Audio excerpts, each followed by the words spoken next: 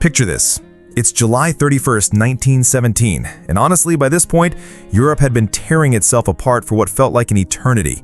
The Western Front? No, it wasn't just a battlefield. It was a vast, desolate, endless stretch of craters and tangled barbed wire, a place where the very ground itself seemed to breathe, to swallow men whole, a tomb dug by human hands. But listen, what was about to unfold that morning, in a quiet, rain-soaked corner of Flanders, Belgium, wouldn't just be another bloody chapter. No, this one would etch itself so deeply into our collective human memory, a nightmare so profoundly horrific, so unspeakably synonymous with suffering that its very name still reverberates, still echoes with the silent, desperate screams of a lost generation. We're talking about Passchendaele. Now, for months leading up to this moment, the Allied High Command, and let's be frank, especially Field Marshal Douglas Haig, had been utterly fixated, almost obsessively so, on one particular spot on the map. The Ypres Salient. And truly, can you blame them for desperately searching for an exit, any exit from this grinding stalemate? This place, the Salient, was already a notorious hellhole, a cruel, ugly bulge in the German lines that had already, and I mean already, devoured hundreds of thousands of lives in previous utterly savage and pointless battles. But Haig, he was a man of fierce conviction. He wasn't just hopeful. He was convinced this was the place, the singular opportunity for a decisive breakthrough. A massive push, he reasoned, that would finally, irrevocably, clear the Belgian coast, completely shatter German morale, and perhaps, just perhaps, finally bring this entire horrific, seemingly endless war to an end. His plan? Well, it was audacious, breathtakingly so. First, unleash an unprecedented, earth-shattering artillery barrage designed to absolutely obliterate every single German defense, every bunker, every wire. Then, follow it up with a relentless, unstoppable infantry charge. Simple, right? Or so they thought. So just try to picture the 2 weeks before that fateful summer morning, the calm before the storm, if you can even call it calm. The sky didn't just tear itself apart, it shrieked, it roared, it exploded with a fury you could feel in your bones.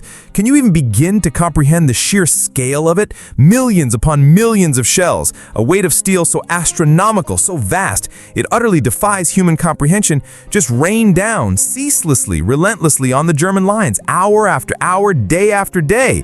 The ground, mind you, was already utterly waterlogged, saturated from an unseasonably, relentlessly wet summer that just refused to give way to sunshine. And now under this unimaginable bombardment, it was literally pulverized. Every single drainage ditch, every tiny culvert, every natural contour in the land that might have offered even a slight path for water to escape, utterly, completely obliterated, gone. This wasn't merely a landscape changed by the brutal hand of war. Oh no, it was transformed into something else entirely. Something ancient, something primordial, something utterly alien. Like the very earth itself was writhing, screaming in agony. And then, on July 31st, the very day the massive offensive was slated to begin, the heavens didn't just open, they ruptured, they burst forth with an almost malevolent force. We're not talking about a gentle summer shower here, friends. This was a biblical deluge, a terrifying, relentless downpour that instantly turned that already pulverized earth into something truly monstrous, a thick, viscous, inescapable, clinging entity.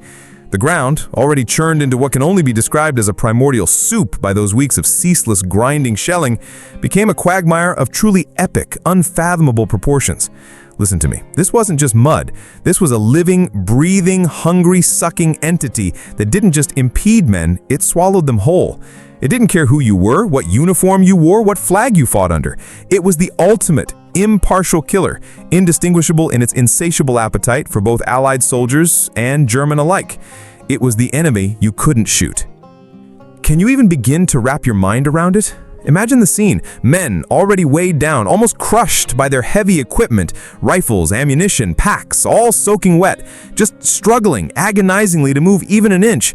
Their boots, with every single step, sank deeper and deeper into that sucking, clinging, inescapable mess.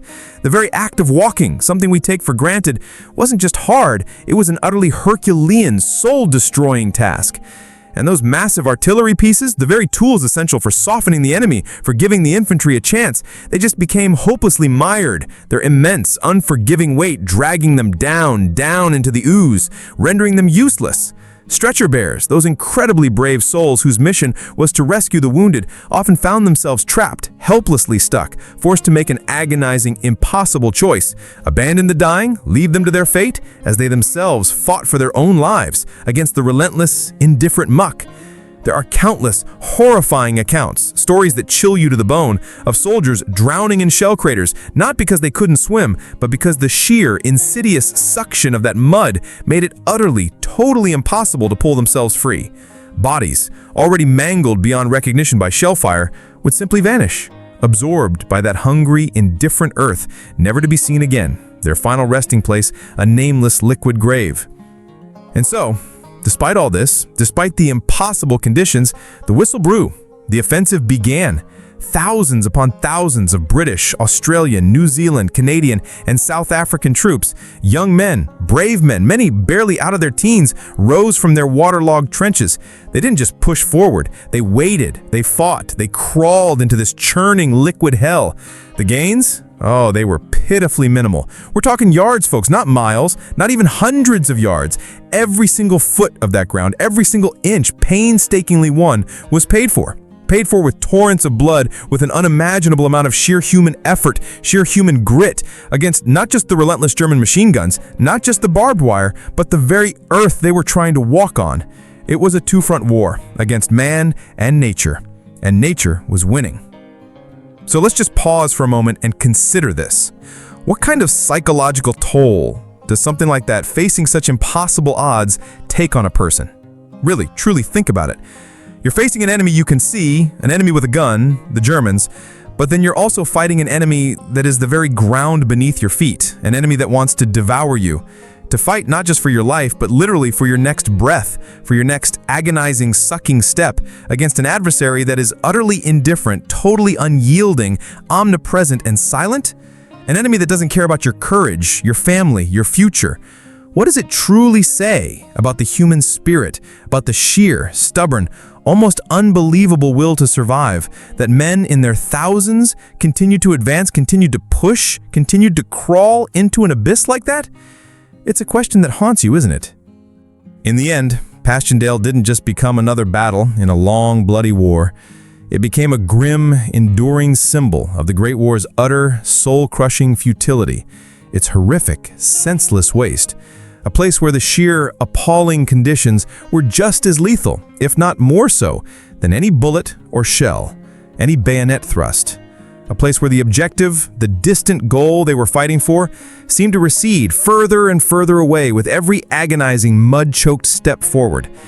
And remember, what we've talked about here, the hellish conditions, the impossible fight, that was just day one. The nightmare, the sheer unrelenting horror, the brutal, endless grind would drag on for over 3 months, turning the name Passchendaele forevermore into a byword for a hell on earth. A name we should never, ever forget. If hearing this story, this stark glimpse into human suffering and resilience truly resonates with you, if you find yourself just sitting there, just pondering the incredible, almost unimaginable depths of human endurance, and frankly, the tragic, vital lessons history keeps trying to teach us, then please do us a favor. Take a moment and leave a comment below. What aspect of this brutal struggle, this incredible sacrifice, hits you the hardest? What detail won't leave your mind?